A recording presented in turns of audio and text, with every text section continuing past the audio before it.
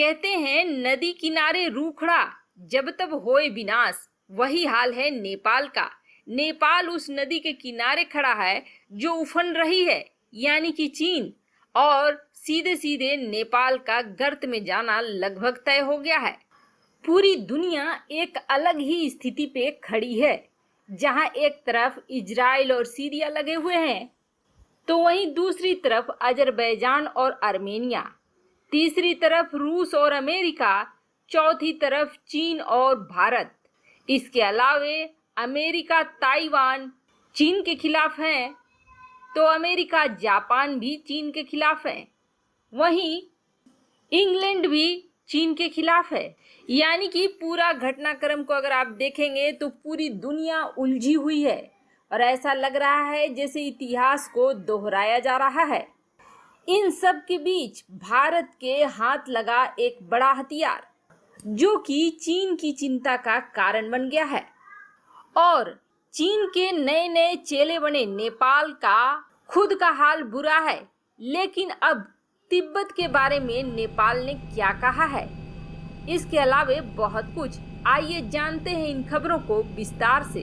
चीन की गोद में बैठ चुकी नेपाल की ओली सरकार अब पूरी तरह से चीन के सुर में सुर मिलाने लगी है।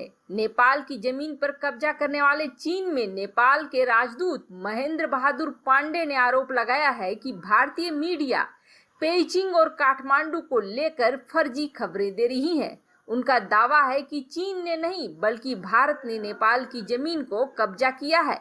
नेपाली राजदूत पांडे देश के विदेश मंत्री भी रह चुके हैं और उन्होंने पीएम मोदी के पहली बार प्रधानमंत्री बनने पर उनसे सबसे पहले मुलाकात करी थी।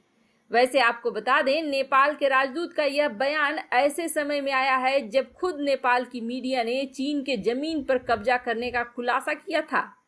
चीन के सरकारी भोंपू ग्लोबल टाइम्स को एक इंटरव्यू दिया नेपाली राजदूत ने, और जिसमें उसने कहा कि भारतीय मीडिया ऐसा डर की वजह से कर रहा है। नेपाल हमेशा से ही एक आजाद देश रहा है, जबकि भारत एक उपनिवेश रह चुका है। हम किसी समूह की तरह झुकाव नहीं रखते हैं। महेंद्र पांडे ने कहा कि भारतीय मीडिया पक्षपाती है और लोगों को भ्रमित करना चाहती है। इसी वजह से वे गलत समाचार देते हैं, दुष्प्रचार करते हैं, लेकिन सच्चाई यह नहीं है। चीन और नेपाल के बीच सहयोग स्वाभाविक और दोस्ती भरा है।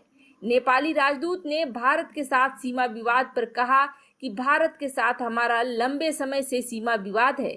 हमारा पहले चीन के साथ सीमा विवाद था, लेकिन उसे कई साल पहले ही सुलझा लिया गया है। हमारा अब चीन के साथ कोई सीमा विवाद नहीं है। चीन में नेपाली राजदूत ने कहा कि भारत ने हमारी जमीन पर कब्जा किया है और साल 1962 में चीन और भारत के बीच जो लड़ाई हुई थी, उस समय भारतीय सेना के कुछ जवान थोड़ी देर के लिए काला पानी में रुक गए थे, लेकिन बाद में अब वे दावा करते हैं कि यह जमीन हमारी है, यह हमारी समस्या है। हमने पहले भारत से इस विवाद को सुलझाने के लिए कई बार अनुरोध किया, लेकिन वो तैयार नहीं हुए। लेकिन अब भारतीय पक्ष बातचीत के लिए ज्यादा आतुर हो गया है और मुलाकात करना चाहता है। हालांकि नेपाली राजदूत चीन में बैठकर इससे ज्यादा कुछ बोल नहीं सकते हैं, क्योंकि वहां आजादी चीन ने अपने नागरिकों को नहीं दे रखी है, तो नेपाल के राजदूत की औकात ही क्या है। वैसे भी वो चीन के जमीन पर चीन के दफ्तर के अंदर बैठकर चीन के न्यूज़पेपर को अपना इंटरव्यू दे रहे थे, तो और क्या कह सकते थे। नेपाली राजदूत लेकिन यहीं नहीं रुके, उन्होंने तिब्बतियों पर भी जहर उगल दिया। उनका कहना था कि तिब्बत चीन का हिस्सा है, हम चीन की एक चीन नीति का समर्थन करते हैं। कुछ लोग जो तिब्बत छोड़ चुके हैं और भारत में रहते हैं, उनमें से कुछ लोग भारत और नेपाल के बीच खुली सीमा का फायदा उठाकर घुस जाते हैं।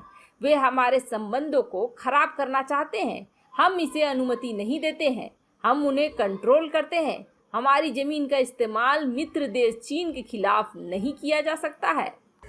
वैसे जो भी हो, नेपाली राजदूत चीन की भाषा बड़े अच्छे तरीके से बोल रहे हैं, बिल्कुल वैसे जैसे कि एक गुलाम अपने मालिक की बात सुनता है और मालिक की भाषा को बोलता है।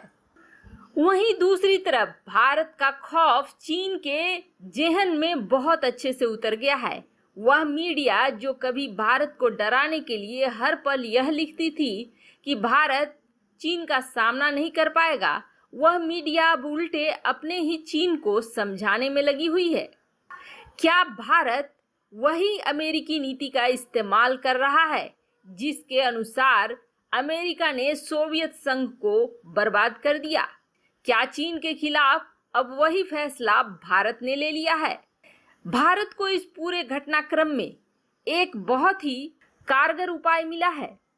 आप में से ज्यादातर लोग यह जानते होंगे कि द्वितीय विश्व युद्ध के बाद पूरी दुनिया में एक शीत युद्ध का समय शुरू हो गया था और इस शीत युद्ध का इस्तेमाल अमेरिका ने बखूबी किया था। सोवियत संघ उस समय एक बड़े और ताकतवर देश के रूप में सामने आया था, जिसके बाद सोवियत संघ को ऐसा कहा जा रहा है कि वह निरंकुश भी हो गया था, जिसका फायदा अमेरिका ने बहुत अच्छे से उठाया। अमेरिका ने पूरी दुनिया को यह समझाया कि सोवियत संघ पूरी दुनिया के लिए एक बड़ा खतरा है और वैसा वक्त आया जब पूरी की पूरी दुनिया लगभग अमेरिका के समर्थन में आ गई। लेकिन इस शीत युद्ध में कोई सीधे सीधी लड़ाई नहीं हुई, बल्कि कूटनीतिक लड़ाई हुई और इस कूटनीतिक लड़ाई में अमेरिका जीत गया और सोवियत संघ के टुकड़े हो गए। और वही सोवियत संघ आज अर्थव्यवस्था से लेकर हर चीज की मार झेल रहा है।